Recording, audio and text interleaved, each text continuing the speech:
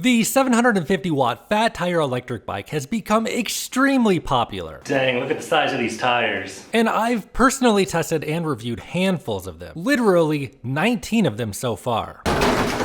Dang. As I record this, I literally have one in the box behind me and another arriving in the mail tomorrow. And when you open up the box, this is what it looks like.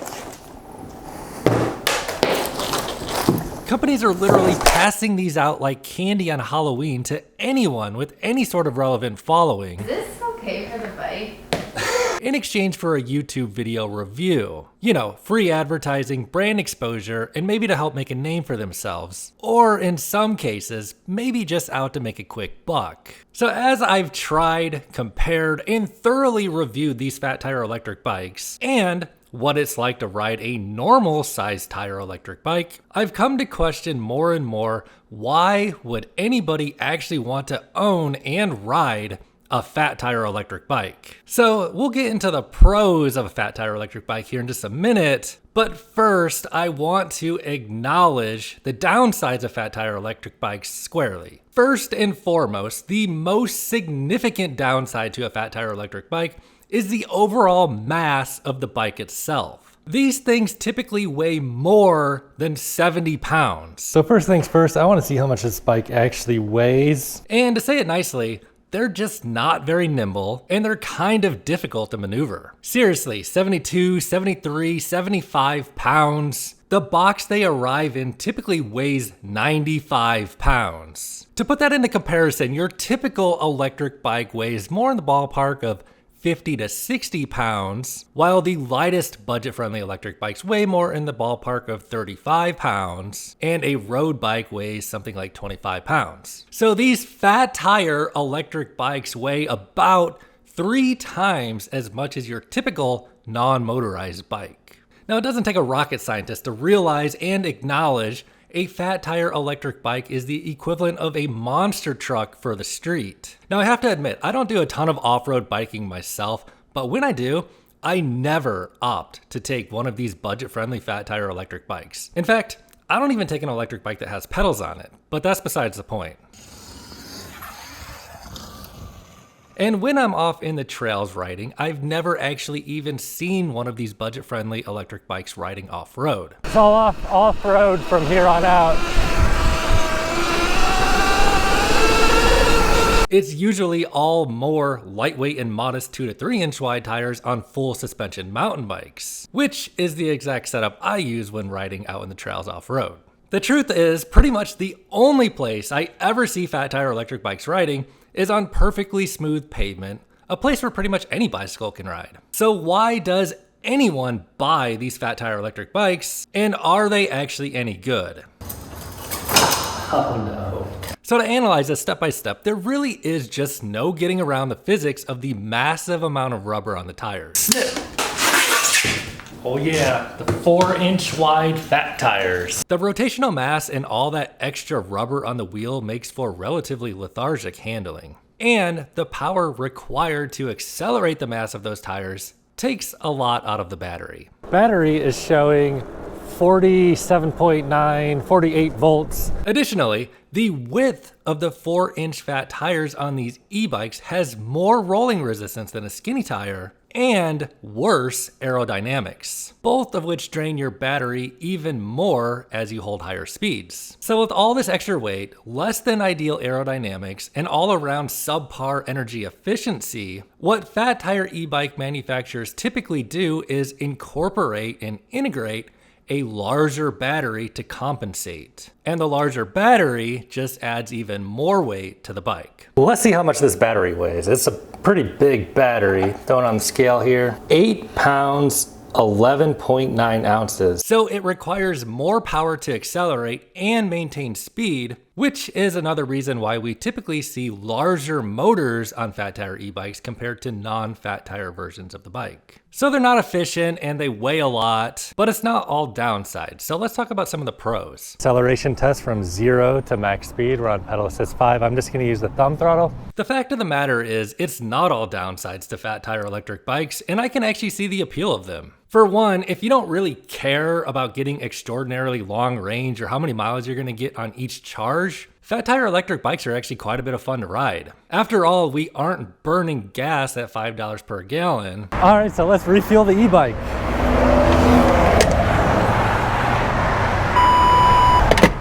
And recharging your e-bike battery literally costs pennies. Since fat tire e-bikes typically come loaded up with relatively large batteries and stronger motors than most electric bikes on the market, they're typically much better at climbing steep hills and accelerating quickly. This bike does need a little bit of help. All right, going to do the hill test on the Velotrek Nomad 1. Let's see how the 75 Newton meters of torque can hold up going up this super steep hill. Not pedaling at all. This bike can handle it with ease. Now, this definitely does not go across the board, so if you're in the market for an electric bike, make sure you do some research on the particular model and see how well it can actually climb hills. No. And whether or not it meets your needs for your particular riding scenarios. And as I mentioned, I have reviewed dozens of these e-bikes on my channel. And while I rarely do it, these 4-inch wide fat tires on these electric bikes are pretty much the bare minimum required to actually ride your bike out on the sand by the beach. Anything less than 4 inches and you're pretty much just gonna sink in the sand. So one benefit of these fat tires is you can pretty much take them anywhere. But there are additional benefits to these fat tires beyond just their ability to ride on sand, or basically any surface. One of them is the tire's ability to absorb bumps in the road and imperfections very well. And that's especially true when you drop the air pressure down. Since they are fat tires, you can run these tires at a lower PSI than a skinnier tire, and you'll have a much less risk of getting a flat. I typically run mine around 12 PSI, but you can definitely drop them lower than that for an even more cushy ride. So as long as you're running your tire pressure at a lower PSI, you're gonna have a more comfortable ride, of course at the sacrifice of less range on your battery. And speaking of comfortable ride, pretty much all these fat tire electric bikes have an adjustable front suspension that helps eat up the chatter in the road as you ride, as well as a wide saddle which helps increase comfort even more. So in general, these fat tire electric bikes, when set up properly, which is easy to do, are amongst the most comfortable bikes to ride. Now, depending on the model, I've seen these things top out anywhere from about 20 miles an hour all the way up to 33 miles per hour, with some even being able to hit up to 38 miles per hour, which is actually pretty outrageous. 34, 35, 36. And really, another place these bikes shine, typically, is their hill climbing ability in relation to most other electric bikes I've reviewed. Now, if you need the absolute best hill climbing bike, definitely go for a mid-drive. But some of these geared hub motors actually perform surprisingly well. And I don't know why it is these manufacturers reserve the larger motors only for the fat tire electric bikes, because they can certainly be placed on any bicycle. Anyway, another benefit of the stronger motor is you can simply pull more weight. So whether you're just a larger person or you want to install some sort of passenger kit, or you need to pull a trailer and some cargo with you, the powertrain on these fat tire e-bikes is generally a pretty strong selling point. So, should you get a fat tire electric bike? Now that's a question I cannot answer for you. The benefits can't be denied, but there are certainly downsides. If you are gonna get one, however, there are a few final words of advice I have for you. First is the brakes. If it's in your budget, get one that has hydraulic brakes instead of mechanical disc brakes. From the models I've tested, I found that Tektro and Zoom hydraulic brakes to be the top performers on these budget bikes. If you see one of these machines that has a little steel cable down by the brake line, that is an indicator that it is mechanical disc brakes. And for a bike that weighs 70 plus pounds, simply put, anything less than hydraulic brakes is just not adequate. Additionally, I'd recommend going with a model that has at least 180 millimeter rotors. These fat tire electric bikes are fast and powerful, and being able to bring them to a stop is really important not just for your safety, but for the safety of the people around you as well. My next word of advice is be aware of the battery size. Batteries are pretty darn heavy, so it's going to be a trade-off here. Typically, they range from anywhere from about 13 amp hours to 20 amp hours. And if you don't know what an amp hour is, that's okay. Just think of this number as the size of the gas tank. Which, speaking of weight, this bike does have a 13 amp hour 48 volt battery pack, which should be lighter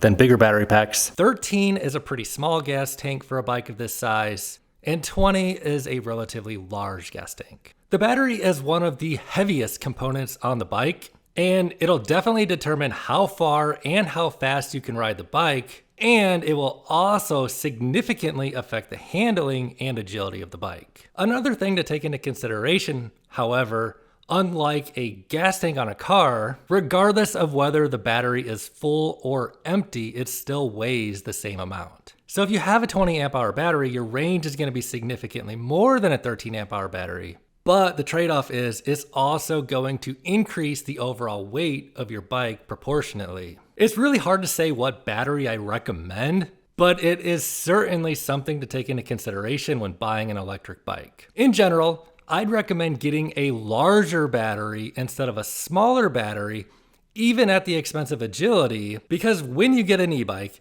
you might find yourself wanting to explore further and ride longer all the time because these things are a lot of fun. They're going to really encourage you to get out and explore parts of your city you've never seen before, even if you've lived in the same town for decades. If you're anything like me though, no matter what size battery you get, it's probably only going to take you a handful of months and you're going to be ready to upgrade to a bigger one anyway. So just think about where you intend on riding, then add on a little extra range to that, because I can pretty much guarantee you're going to find yourself wanting to ride more range than you initially expect. Now, when it comes to the advertised range on a company's website in general, I'd say don't even waste your time looking at what they have to say like 95% of the time, because typically these websites overestimate the range by like 2 to 3 times. So as a dude who weighs around 200 pounds and I make good use of the power and I have a good time riding the bikes, I get about 25 to 30 miles on a 15 amp hour battery on a 48 volt system. So increase that battery size by 25% and you'll also increase your range by 25% and vice versa.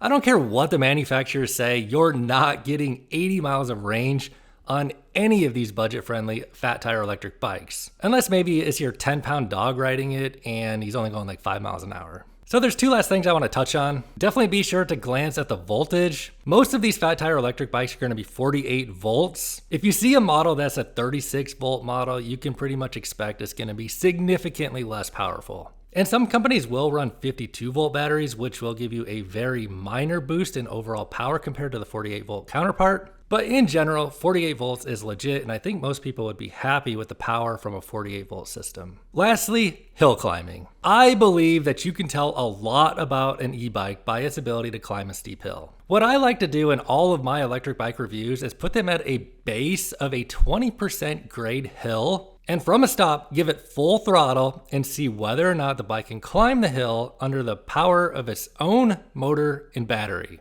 without any assistance of my own. This gives me a really good idea of what the capabilities of the motor and battery are compared to other bikes. This is a test that I do in all of my e-bike reviews because I do think it says a lot about the e-bike's performance. So should you get a fat tire e-bike? I don't know, that's a question for you to answer. And if you want any advice on what specific fat tire e-bikes I recommend, check the description box below this video. I hope this video has helped you. Drop a comment below, share it with a friend. Thanks for watching guys, catch you in my next video.